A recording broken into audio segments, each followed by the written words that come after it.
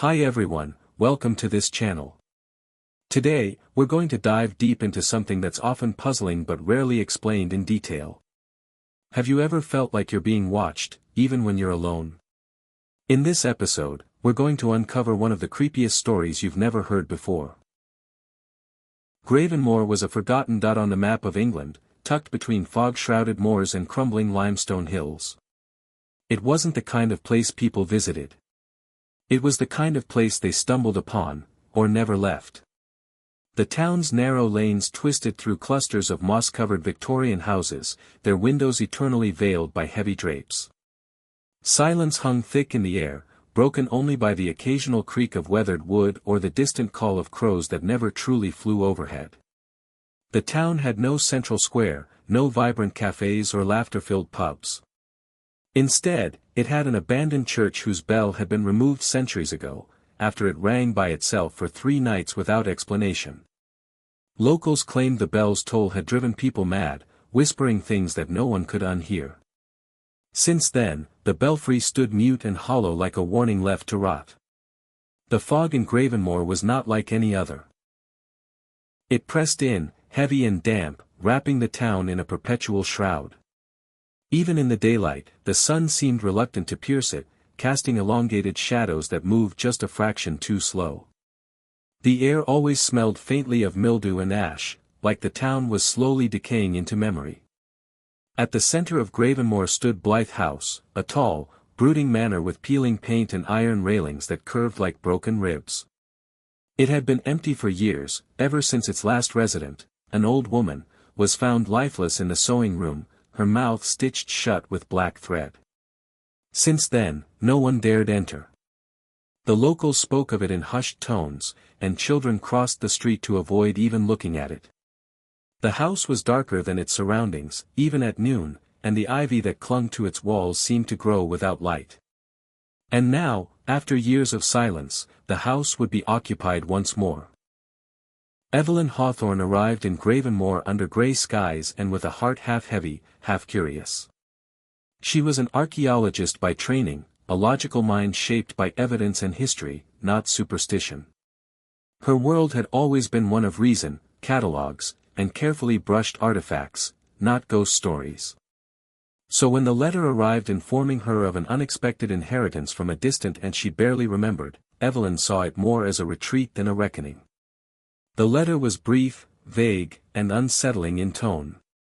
Her aunt had passed without a will, and by blood alone, the house in Gravenmoor now belonged to her. Evelyn didn't think twice. She needed space, quiet, a change from the relentless noise of London. The idea of a secluded house tucked away in the countryside held a certain appeal. Perhaps it would be the place she could finally finish her research. Or perhaps it would simply be a place to breathe. Blythe House loomed larger than she expected. From the moment she stepped inside, a strange pressure settled in her chest. The air was cool, not from lack of heating, but from something older and colder. She ignored it. The house needed cleaning, sorting, repurposing. She set up a worktable in the attic, where the light was strongest, and unpacked her notes and journals. The first night passed with creaks and groans from the house's old bones. She dismissed them all: timber, pipes, wind. That was all it could be. But she did not yet know that the house had been waiting for her, and her alone. 3 days into her stay, Evelyn began cataloguing the rooms. In the small library near the sitting room, she discovered rows of decaying books on weathered shelves. Most were covered in dust, forgotten in time. But when she pulled one thick volume from the bottom shelf, a soft clicking noise came from behind the bookcase. She knelt down, pushing aside the books, and uncovered a hidden latch. With some effort, the shelf shifted, revealing a narrow stone stairwell descending into darkness. A cold, metallic scent drifted upward, damp earth and rust, with something faintly resembling dried blood. Her instincts warred with her curiosity. But the archaeologist in her won. Descending slowly with a flashlight, Evelyn found herself in a small chamber carved from stone, no more than 10 feet across. At the center stood a single iron chest, ornately etched with unfamiliar symbols, some vaguely religious, others disturbingly primal. The lock was missing, as if it had never needed one. She brushed away cobwebs and pressed her fingers to the lid. A subtle vibration ran through her hand. The silence in the chamber felt unnatural, the kind of quiet that devours sound. Slowly, she opened the chest. The hinges groaned, protesting movement after years, or centuries, of rest. Inside, laid atop a bed of faded red velvet, was a bridal veil. It was impossibly well preserved, untouched by mold or time. But its presence immediately altered the atmosphere.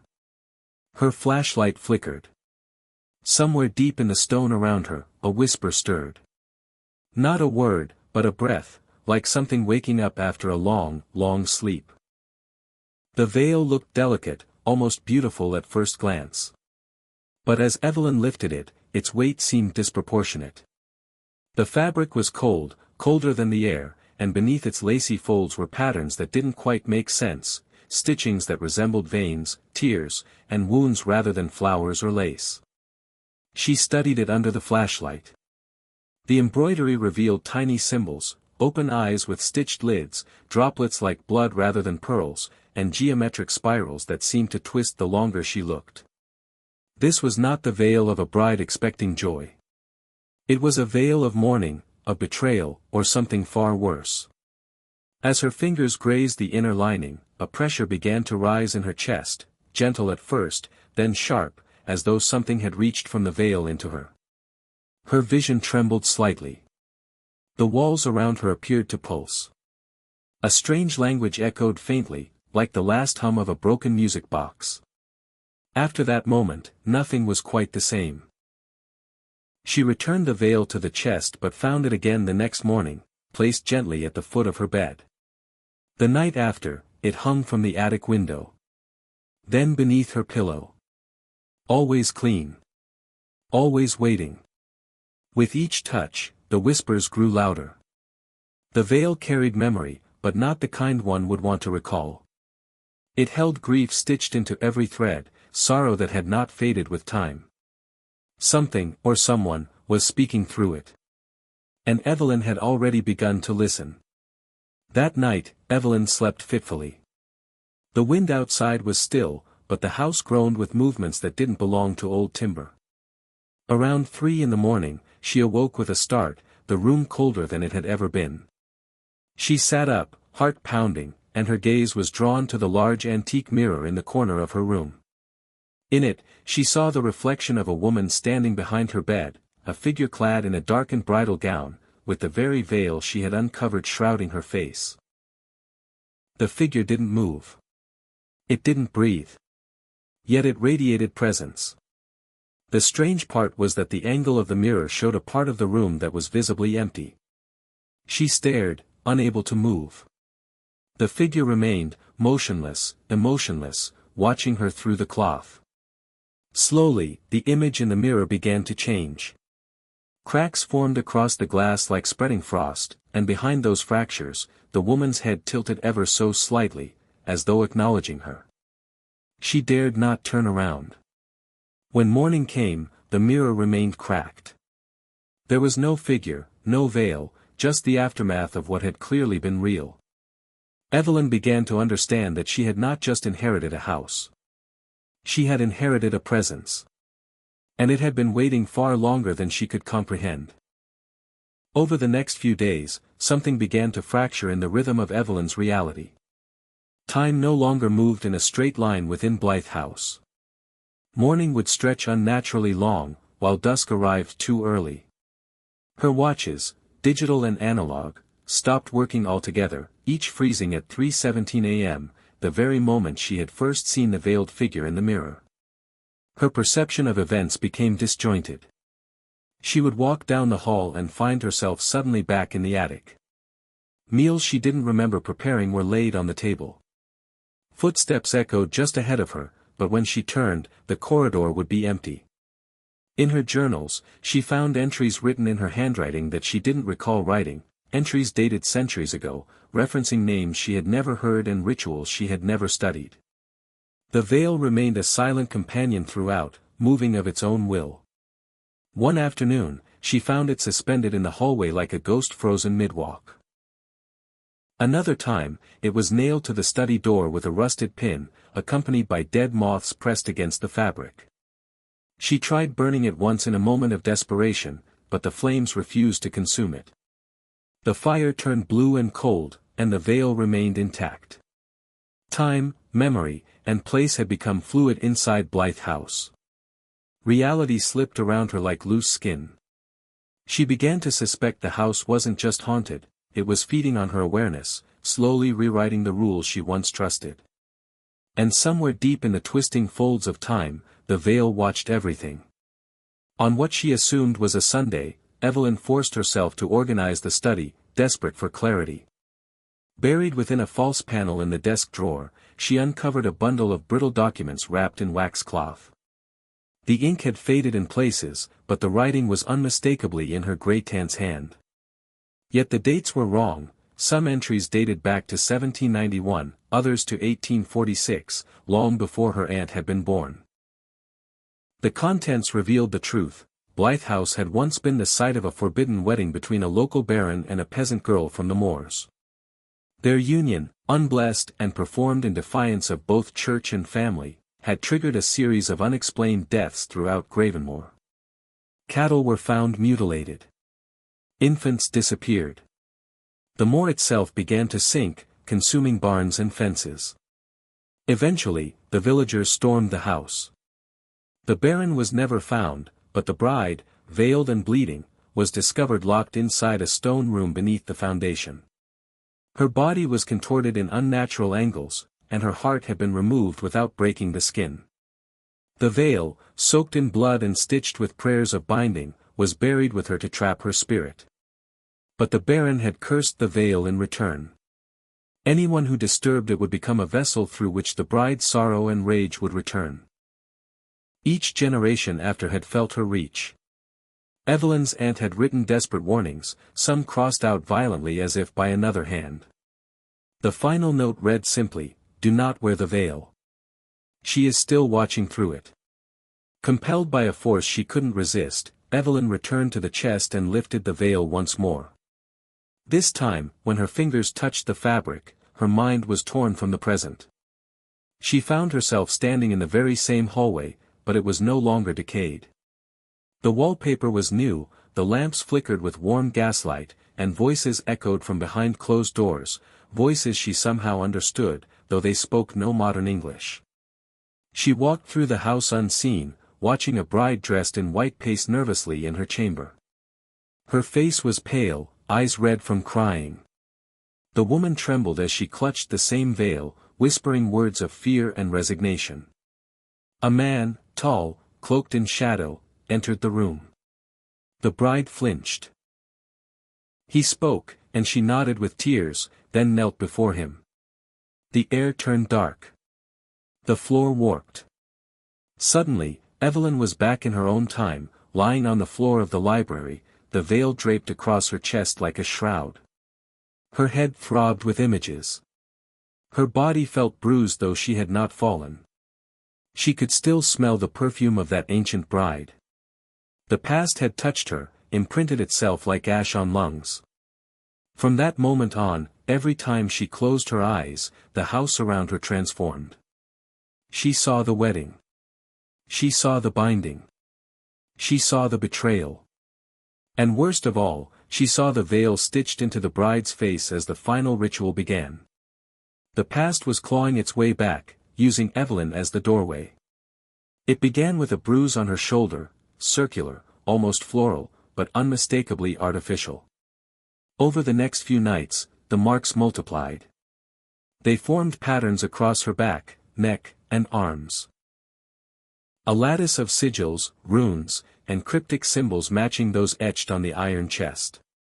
The markings weren't painful, but they burned slightly during the night, growing warmer with each vision she endured. In the mirror, her reflection began to fracture. She would see herself wearing the bridal gown, veil over her face, hands covered in mud and blood. At first, she attributed it to stress, exhaustion, psychological deterioration. But then, she discovered an old portrait in the attic. The woman in the painting wore the same gown. Her eyes were sorrowful, her mouth stitched at the corners. The nameplate read, Leora Blackthorne, 1791. Evelyn's blood ran cold when she noticed the resemblance. The cheekbones, the brows, even the scar on the collarbone, all identical to hers. The markings were not random. They were returning. Evelyn wasn't just haunted. She was becoming the bride. On the seventh night, the veil returned again, but this time, it was already on her when she awoke. She gasped, suffocating, the cloth glued to her skin. Her fingers clawed at it, but it wouldn't budge. The fabric pulsed like it was alive, tightening around her face with each breath. She stumbled toward the mirror and saw not herself, but the reflection of the veiled woman, Leora, grinning with sewn lips from within. Her body was no longer fully her own. Her reflection moved just a heartbeat out of sync. Whispers filled the room, growing louder, forming a chorus of sorrow and hatred. The house began to shake. The iron chest upstairs snapped open on its own, and from the attic, something descended, a presence cloaked in fog and memory, heavier than time itself. In that moment, Evelyn understood. The house had never intended to harm her. It needed her. It had chosen her. Through her, the bride would return, not as a ghost, but as flesh. As the veil sealed over her face, and her eyes dimmed to gray, the last thing Evelyn saw was the world folding inward, Blythe House becoming her prison, her altar, her grave. And outside, the fog grew thicker than ever before. Days passed, or perhaps weeks. Time had long unraveled inside Blythe House, but outside, the world still ticked forward. Evelyn's phone went unanswered. Emails piled up. Her publisher, then her sister, tried to reach her. The postman reported mail piling by the gate. A friend who had planned to visit the estate turned back at the foot of the moor, chilled by an unshakable dread. Blythe House had cloaked itself in mist again. Not the gentle kind that rolls in with dawn, but a thick, smothering white curtain that swallowed sound and distance. The grounds grew unnaturally quiet. Even the crows abandoned the trees.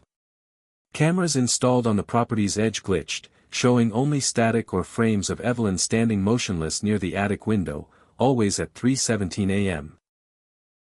Always veiled. Inside, Evelyn no longer felt hunger, nor fatigue. Her body moved through routines as if possessed. She read pages she couldn't comprehend. She wrote entries in languages she'd never studied. Sometimes, her reflection in the mirror would remain behind when she turned away. By now, the veil was part of her. Not merely worn, but fused, threaded into her skin, pulsing with memories not her own. Her heartbeat no longer echoed as one.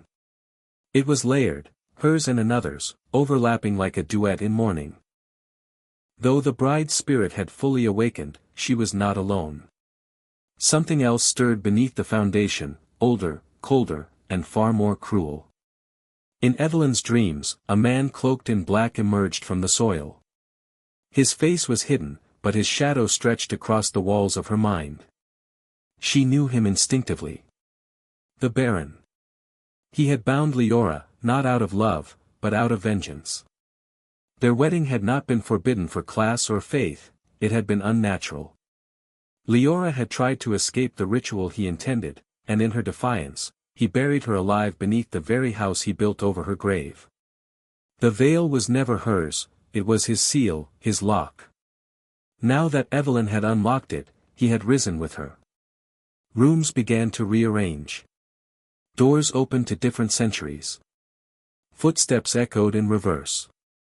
The air itself took on a strange charge, and sometimes Evelyn could hear laughter, deep and hollow, rising through the floorboards like smoke. The Baron was returning, not just as a spirit, but as a godlike parasite, feeding through the rituals Evelyn was unknowingly completing. It happened not with blood or fire, but silence. On a moonless night, Evelyn awoke to find herself lying in the library, surrounded by candles she had no memory of lighting. The veil pulsed against her face. Her arms and legs moved, not by will, but by unseen guidance. The markings on her skin glowed faintly in the darkness, lines connecting across her limbs like a map of resurrection. An ancient book lay open before her. Its pages flipped on their own. A soft hum filled the room, monotone, yet full of menace. Outside, the fog began to spiral inward, coiling like a serpent around the house. She felt the floor quake gently beneath her spine. Roots broke through the tiles, slithering like veins around her. At 3:17 a.m., the veil tightened. Her mouth moved with words she could not understand. A wind roared through the closed windows, shaking paintings from the walls. In the attic above, something howled. A scream, not hers, rose from deep within the earth and echoed through the bones of the house. The ritual had never needed her permission. It only needed her presence. Evelyn had become both bride and altar, sacrifice and summoner. At sunrise, Blythe House no longer existed in the way it once had. From the outside, it appeared intact, silent, gray, still. But something was fundamentally altered. The gate rusted over. The road leading in cracked, then crumbled. Birds no longer circled the roof. No scent of chimney smoke, no footprints in the grass. Those who attempted to enter found themselves lost within the mist, returning always to the road they came from, hours gone with no memory. The property became one of legend. Locals refused to speak of it. Officials marked it as condemned. But sometimes, hikers reported hearing a woman's sobs echo across the moor, always just behind them, always out of reach. Inside, Evelyn remained. Or what had once been Evelyn. Her face, now fused with the veil, was no longer fully human. She wandered the halls not as a ghost, but as a tethered echo, half Leora, half something else. The past bled through the walls in thin silver streams, memory etched into every nail and board. And somewhere deeper, in the foundation no one could reach, the Baron waited again. Years later, in an academic archive in London, a historian named Dr. Malcolm Wren stumbled upon a damaged journal attributed to Evelyn Marsh. It had no return address, only a loose title, The Veiled Bride, a personal ethnography of Blythe House. Intrigued by the handwriting and obscure references, Wren began to read. The entries were vivid, terrifyingly so. They told of time slippage, ancestral hauntings, a veil that never burned, and visions of a woman buried alive. It was written in first person but shifted tenses unexpectedly, as though parts had been penned by someone, or something, else. The final page ended abruptly with a strange symbol scorched into the paper. Unable to explain his obsession, Wren took leave from his university and sought out the estate, now marked only by twisted trees and unkempt stone markers. He arrived at dusk. The fog was waiting. As he stepped through it, his watch stopped at 3:17 a.m., and far ahead, in the window of the forgotten manor, a veiled figure watched him from the attic. The house had chosen again. And the veil would never be empty for long. That was our story for tonight. Do you think it's just an ordinary tale, or is there something more to it? Share your thoughts in the comments. Don't forget to like, share, and subscribe so you won't miss the next stories. See you, if you still dare to watch next time.